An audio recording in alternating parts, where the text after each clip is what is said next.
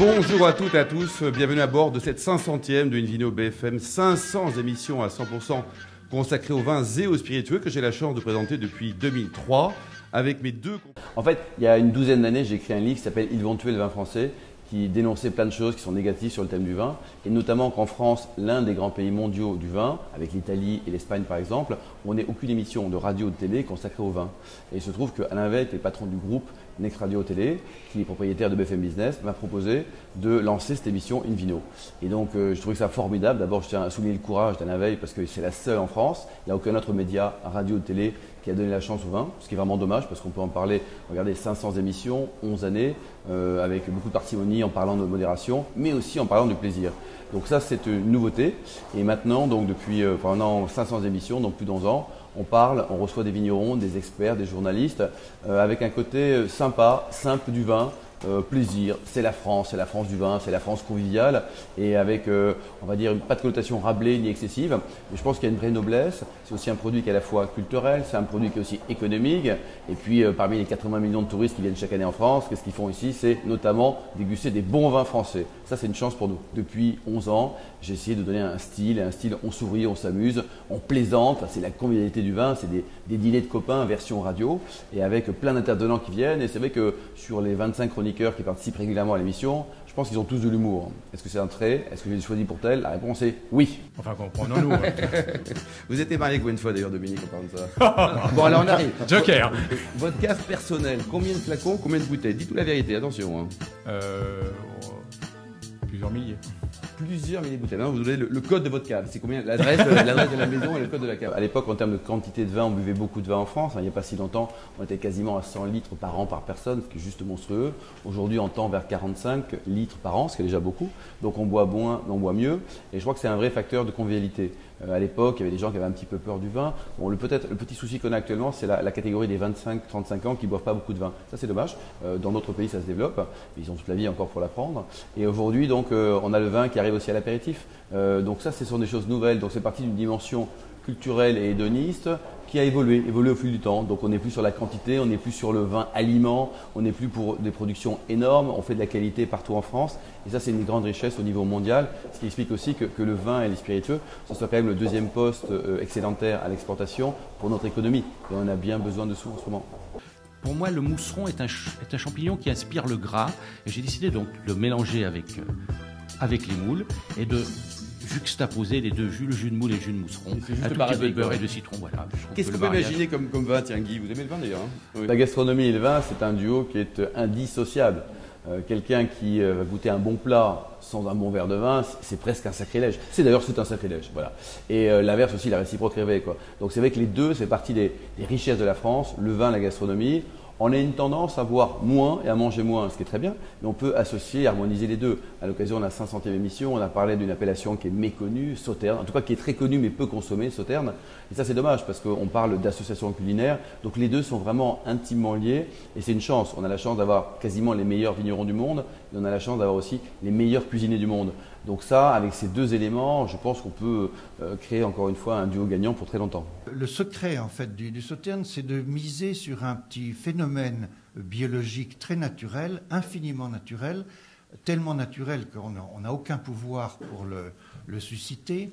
Ce petit phénomène, c'est la transformation biologique du jus de raisin sur le raisin, dans le raisin, avant même les vendanges. Cette transformation est magique, mystérieuse, et elle a un effet prodigieux. Nous, on prêche la modération depuis 500 numéros. À chaque fois qu'il y a un excès, on dit attention, mais franchement, un verre de vin, 2 verres de vin par jour, c'est juste formidable. C'est antidépresseur, qu'on arrête de consommer des médicaments en France, qu'on fasse travailler les pharmacies du vignoble. Un bon petit verre de vin, tout le monde est détendu, arrêtez de prendre des pilules. Donc oui, il y a des gens qui considèrent, à juste titre d'ailleurs, quand on boit trop, c'est pas bien, et ils ont raison. Et on est vraiment anti la lutte contre l'alcoolisme, c'est normal. Lutte contre les excès, c'est aussi normal. Maintenant, attention. Avec modération, c'est juste formidable. Il y a quand même 65% des vins dans le monde qui sont vendus à 4 € TTC, donc avec la TVA, la marge distributeur, ou moins de 4 €, 65%. Donc Voilà, ça c'est une réalité économique. En plus, on est en période de crise. La bonne nouvelle, c'est qu'on arrive à trouver dans beaucoup de vignobles des vins très sympas qui coûtent pas cher. Donc, il faut faire attention à ce que le vigneron puisse en vivre, parce qu'il ne faut pas non plus écraser les vignerons. On a besoin d'eux, et certaines régions souffrent, comme le Beaujolais par exemple, le Muscadet également. Donc, ces gens-là, il faut les encourager. Il faut arrêter les clichés. Il y a des très bons vins dans ces régions. Et puis après, quand on est un peu plus âgé, quand on est un peu plus riche, on peut trouver des bouteilles qui soient plus chères et également de très bonne qualité. Donc, vraiment, c'est une des chances et des richesses du vignoble français. On peut trouver des vins vraiment pour toutes les bourses, si je puis dire, et en goûtant aussi, pourquoi pas, des vins étrangers. On arrive à trouver des vins qui sont au-delà de nos frontières. Il faut sortir du contexte que franco-français. Le vin, c'est une économie qui est mondiale, c'est un plaisir et une jouissance qui est mondiale. Et ce qui est formidable, c'est que ces gens-là, ces Américains, boivent du vin américain, mais aussi du vin français. Donc ça, c'est un nouveau marché pour les vignerons français. L'Eldorado, il est chinois, certes, mais il est également américain. Donc le petit malin vigneron se dit, voilà, ils boivent de plus en plus.